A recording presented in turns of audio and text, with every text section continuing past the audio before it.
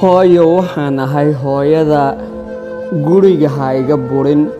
Muddo 9 bilood ah ayaan caloosha kugu waday, waxaana jeclahay wax walba oo adiga kugu dhici lahaay aniga inay ugu dhacaan. Waa dareenka ugu adag ee hooyo marka ay ku nooshahay, iyo garaafo walba inay ku soo gaarto in hooyo ay jeclaanayso ayada inay wax soo gaaraan.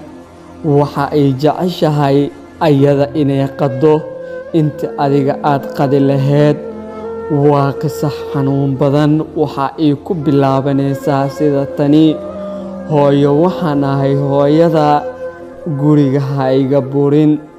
Waxaa jiray nin aad u adkaay, waxa uuna jeclaay xaaskiisa. Maalin maalmaha ka mid ah ayuu go'aan waxa uu ku gaaray in hooyadiis guriga uu ka saaro. Hooyadiis waa ay la nooleed. Waxa uu dejiyay qorsho oo hooyadiis guriga ugu saari karo. Miyaysan qalbigiisa soo gelin haddaysan dhali lahayn in dunidan uusan imaan lahayn? Miyaysan qalbigiisa soo gelin hal mar oo habaarto in dunidan oo idil ay la wareegsan karto? Alla qalbi adaga, subxaanallah.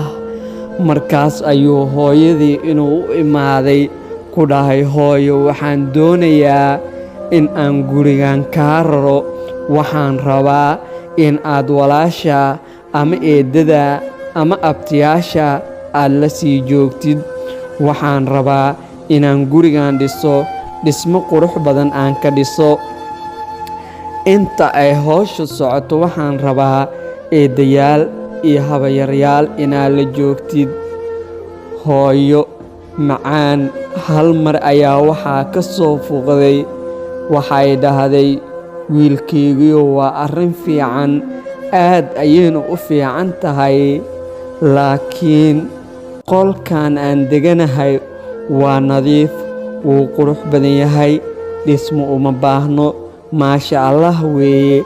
Ee wiilkaygiyow maad ii deesid? Maya ayuu dhahay. Hooyo sidaas ayaan rabaa inta ay hawsha socoto in aad la noolaatid. Hooyadii wax ay samaysay ayay aqooweysay. Xaaladdu ayaana ku soo adkaatay. Wax ay samaysay markii aqooweysay ayay waxay go'aansatay gabar walaashid ah in ay la degto. Hooyadii waa maqana joogo oo wax ma ogo.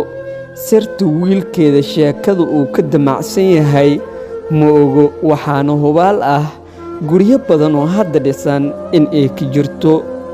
Allah nasiib badana ruux ee hooyadiis u nooshahay. Ma qof aad shala baratay berrina aad furi kartid miyaad hooyadaa ka dooranaysaa? Allah xanuun badana. Hooyadii waa ay soo baxday. Gabadhii walaasheeda ayay u tagtay. Muddo ayay maqneed, gurigiina waxba iskama beddelin.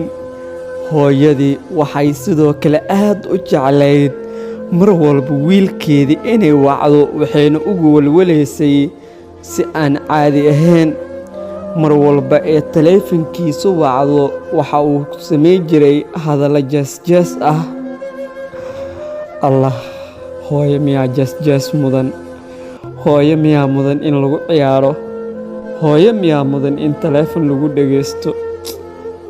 Alla damiir xumaa dadku oo qalbi kala adaga. Duco hooyo afkeeda ku jirto adoo heli karo miya hooyo qalbiga ka jebinaysa? Markii uu hooyadiis ay soo wacdo waxa uu dhahaa, waan ku soo wici doonaa hooyo, waa mashquulsanahay, ama hadhowda igu soo celi. Hooyo mar walba oo sidaas la dhaho aad ayay ugu sii murugoonaysay. Waxay islahayd wiilkaada maxaa haysto? Hooyadii waxaa ka soo haray fikir tiro badan. Way iska fakaraysaa. Mar walbana waxay isweydiinaysay xaaladda wiilkeeda uu ku nool yahay. Hooyadii aad ayay u murugaysneed. muddo markii ay ka soo wareegatay gurigii wax isbeddel uusan lahayn, wiilkeediina ay ku aragtay dabeecadihii hore dabeecad aan ahayn, ayay hooyadii waxa ay go'aansatay gabadhii ee la joogtay inay u sheegto xaaladda markaas ay ku jirto. gabadhii ayay u wacday, markaas ayay dhahday, wiilkaygii wax akhbaar ah kama haayo, gurigii waa sidiisi ayay dhahday. taleefanka haddaan ka waco waa mashquulsanahay ayuu i leeyahay, ama hadhoodii igu soo celi. gabadhii oo arrinka maamada ay ku jirto la yaaban ayaa galab galmaha ka mid ah waa ay soo baxeen ayaga oo soo aaday wiilkii gurigiisa. alla fiicnaa laheedaa inay hooyo iska joogto, dhaawaca qalbigeedu soo gaaray, dareenka murugada leh ee dareentay. alla hooyoy maada mudneen jabkaas, laakiin waa ay dhacday. alla xanuun badanaa. hooyadii guriga markay imaadeen, xaaskii wiilka ayaa ka furay. salaan iyo nabadoon kadib waxaa dhacday hadallo jees-jees ah oo markaas aanu mudneen hooyo in lagu yidhaahdo. hadalladaas oo aad u xanuun badnaay, laakiin hooyadu wiilka oo keliya ayay dhashay. markaas ayay dhahday, gabadheediyey carruurta ka waran siday kuu yihiin? way fiican yihiin. wiilkeygii ka waran ayay dhahday. markaas ayay dhahday, wuu fiican yahay. ma alla xaaskii inay soo boodda dhahday, laa ilaaha ila allah. ereyo aana mudneen hooyo in lagu dhaho, ereyo aana mudneen qalbi maamo inuu taabto. hadalladaas oo ay ka mid ahaayeen, islaan yahay waayeesha ah, gurigan way kaaga dhammaatay. waxa sidaas dhahayo waa xaaskii maamada wiilka ee dhashay uu qabay.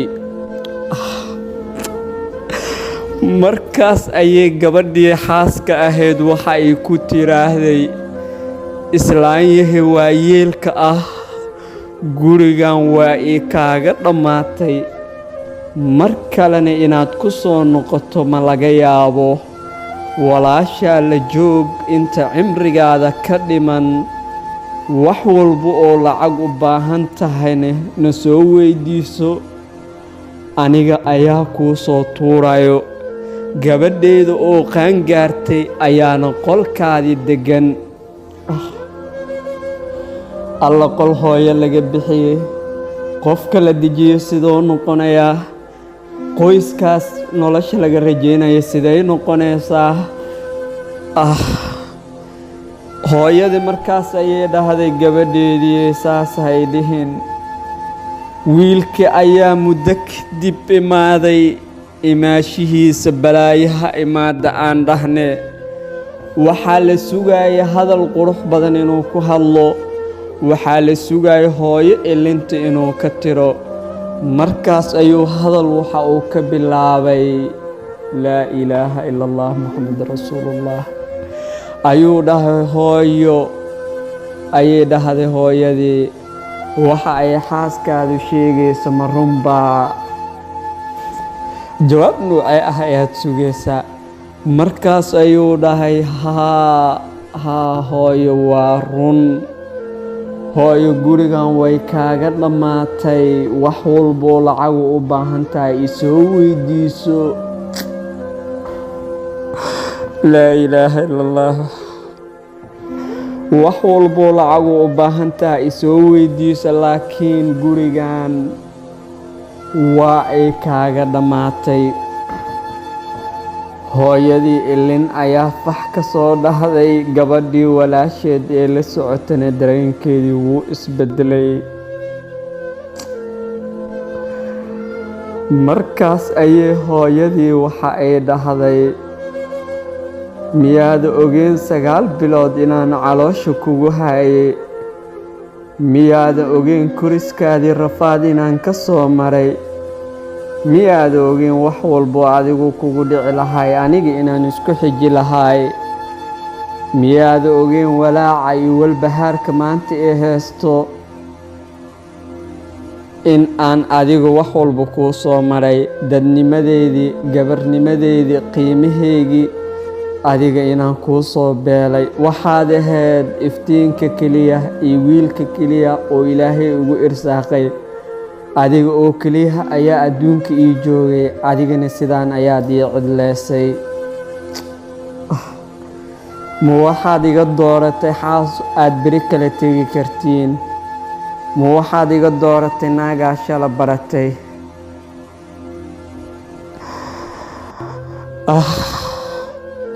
hooyadii waa ii murugootay asagu qalbigiisa aad ayuu u adag yahay